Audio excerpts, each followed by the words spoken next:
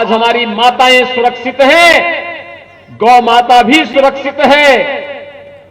गंगा मैया फिर से अविरल और निर्मलता के साथ भव्य और दिव्य कुंभ का आयोजन कराती है। समाजवादी पार्टी की सरकार का कोई विकास आपको नहीं दिखाई देता है।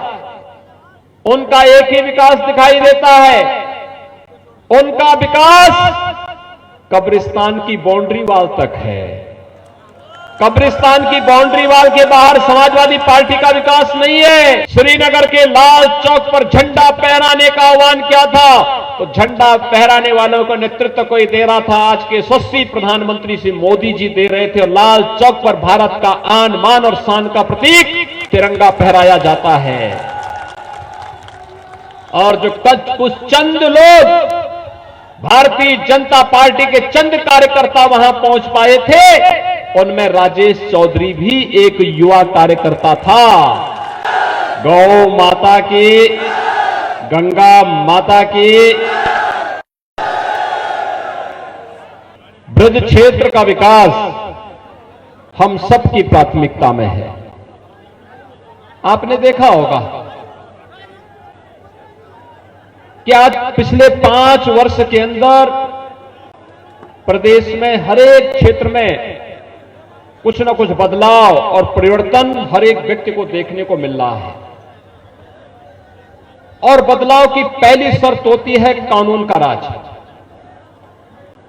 सुरक्षा का एक बेहतर माहौल, बिना भेदभाव के हर एक व्यक्ति को सुरक्षा।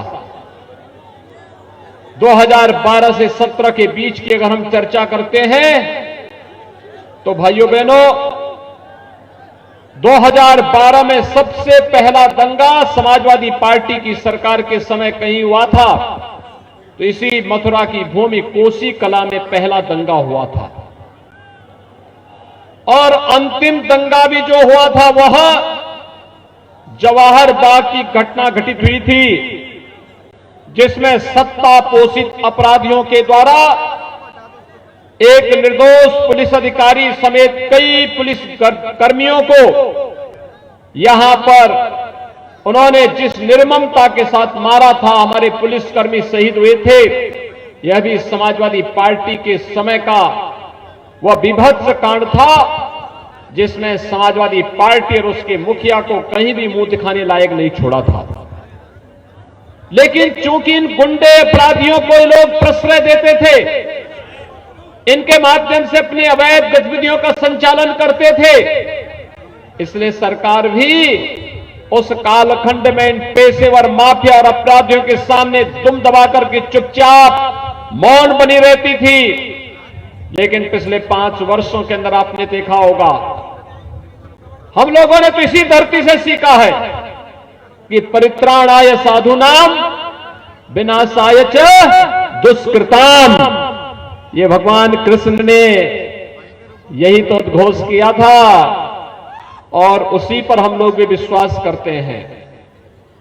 सज्जनों का संरक्षण होगा, लेकिन जो कानून के लिए खतरा बने हुए हैं उन पर हमारी पुलिस भी ऐसे टूटेगी कि उनको मौत की भीख मांगते मांगते गले में तख्ती लटकाना ही पड़ेगा। और प्रदेश के अंदर आज इस प्रकार का माहौल आपने देखा होगा। आज हर बेटी सुरक्षित है, आज हर बहन सुरक्षित है, आज हमारी माताएं सुरक्षित हैं, गौ माता भी सुरक्षित है। गंगा मैया फिर से अविरल और निर्मलता के साथ भव्य और दिव्य कुंभ का आयोजन कराती है। और मां यमुना फिर से पुकार करके कह रहे हैं कि गंगा की तर्ज पर मैं भी अविरल और निर्मल रहूंगी, क्योंकि डबल इंजन की भारतीय जनता पार्टी की जो सरकार है। भाइयों बहनों, एक तरफ सुरक्षा का वातावरण, क्या ये 2017 के पहले था?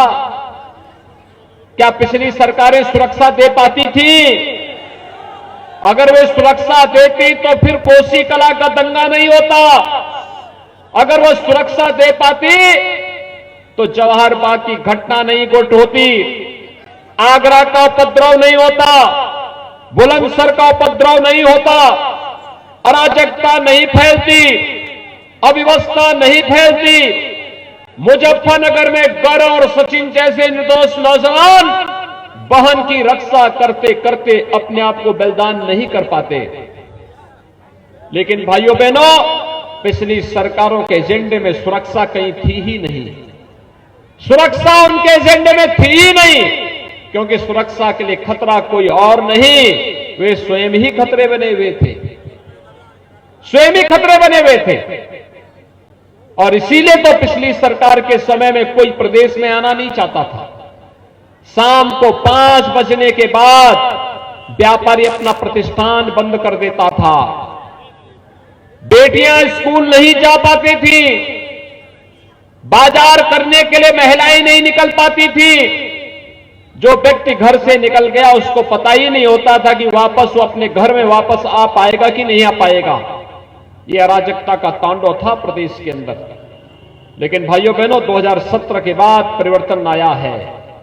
आज तो विकास की बहार भी बढ़ रही है, सुरक्षा चौओर दिखाई देती है, हर एक व्यक्ति अपने को सुरक्षित महसूस करता है। समाजवादी पार्टी की सरकार के समय में 700 बड़े दंगे हुए हैं प्रदेश में, और भारतीय जनता पार्टी की डबल इंजन की सरकार के समय 5 वर्ष में एक भी दंगा उत्तर प्रदेश के अंदर नहीं होता है। यह आपके सामने उदाहरण है। कुंभ का आयोजन करने का अवसर सपा को भी मिला, बसपा को भी मिला, भाजपा को भी मिला। समाजवादी पार्टी के समय में 2007 में कुंभ का आयोजन गंदगी और अराजकता का कारण बना था। 2013 में समाजवादी पार्टी की सरकार के समय कुंभ का आयोजन भगदड़, अव्यवस्था और गंदगी का कारक बन गया था।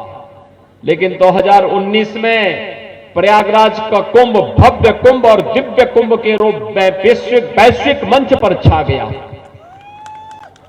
हमें अवसर मिला, हमने करके दिखा दिया। उन्हें अवसर मिला था, उन लोगों ने मौके से चूक गए। वे राम का विरोध करते थे, श्री कृष्ण का विरोध करते थे, हिंदू देवी देवताओं के प्रति अपमानजनक टिप्पणी करते थे।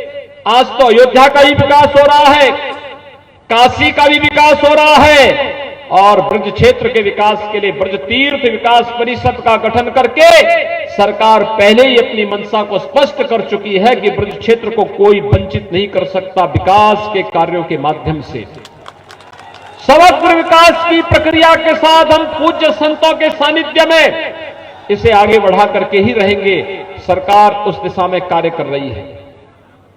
भाइयों बहनों, पिछले 5 साल में हमारी सरकार ने 700 से अधिक तीर्थों और मंदिरों का पुनरुद्धार का कार्य किया है। समाजवादी पार्टी की सरकार का कोई विकास आपको नहीं दिखाई देता है। उनका एक ही विकास दिखाई देता है, उनका विकास कब्रिस्तान की बाउंड्री वाल तक है। कब्रिस्तान की बाउंड्री वाल के बाहर समाजवादी पार्टी का विकास नहीं है, कहीं नहीं विकास है। और उनसे जैसी सोच होगी वे तो काम करेंगे। आज जब चुनाव आ गए हैं, आपने देखा होगा चुनाव कोरोना महामारी के दौरान हो रहा है।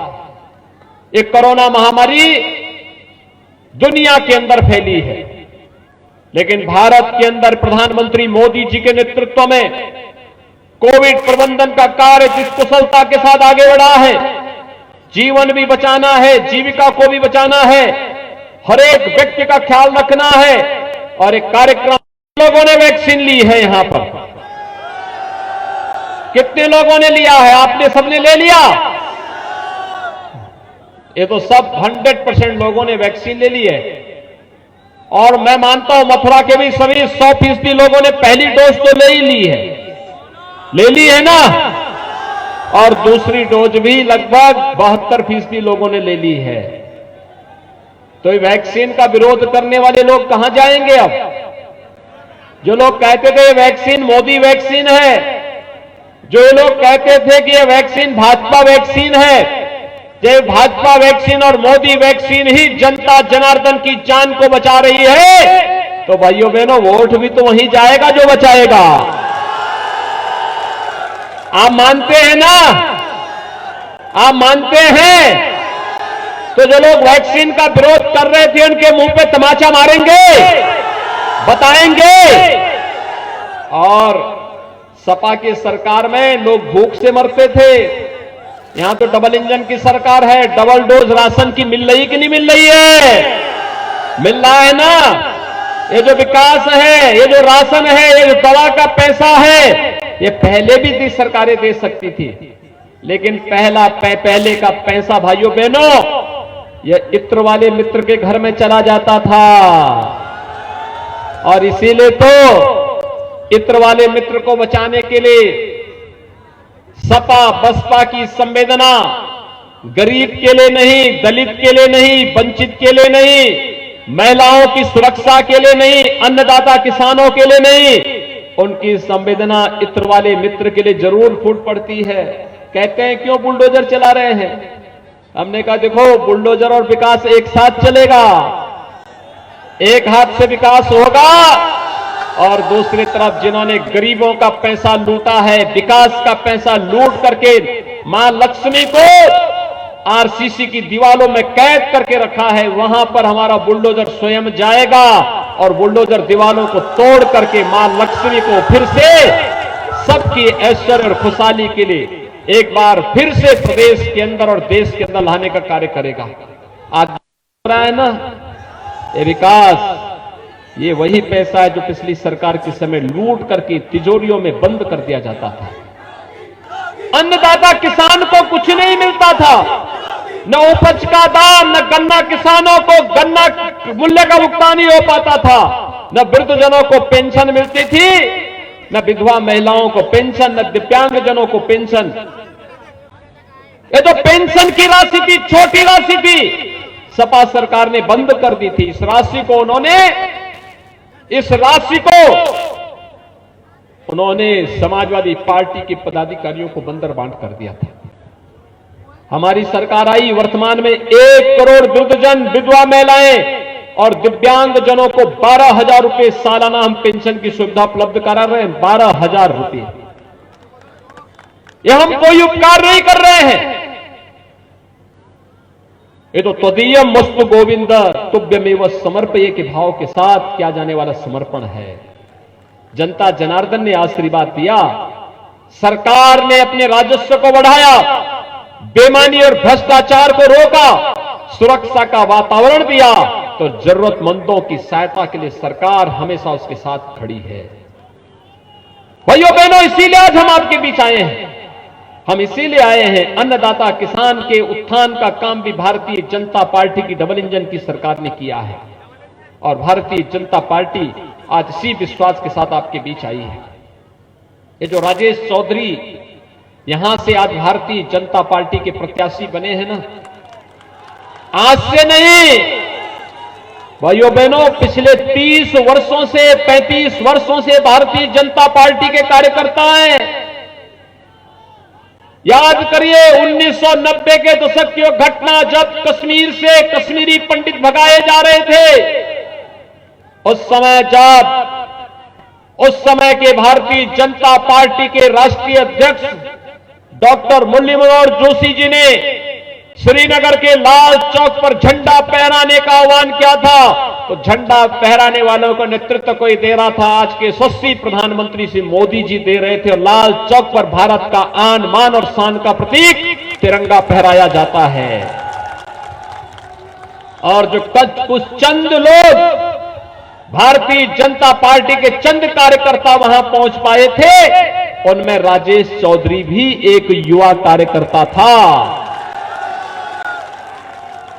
लंबे समय के बाद उन्हें अवसर मिला है और इसलिए भाइयों बहनों याद करना, अगर 500 वर्षों के लंबे इंतजार के बाद अयोध्या में राम मंदिर का निर्माण हो सकता है और कश्मीर में गुलामी के प्रतीक, आतंकवाद के प्रतीक धारा 370 सदैव के लिए समाप्त हो सकती है, तो ये मान के चलिए कि देश के अंदर हर वह कार्य होगा जो भारत को वैश्विक मंच पर एक नया पहचान दिलाएगा और उसके लिए तैयार रहने के लिए आज मैं आपका आह्वान करने के लिए आया हूं। आप सभी लोग भारतीय जनता पार्टी की सरकार चाहते हैं, सभी लोग इधर इधर इधर इधर इधर सभी लोग बताइए, सभी लोग तैयार हैं?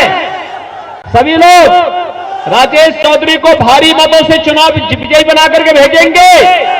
आश्वस्त होकर के जाओ। तो मेरे साथ बोलेंगे, भारत माता की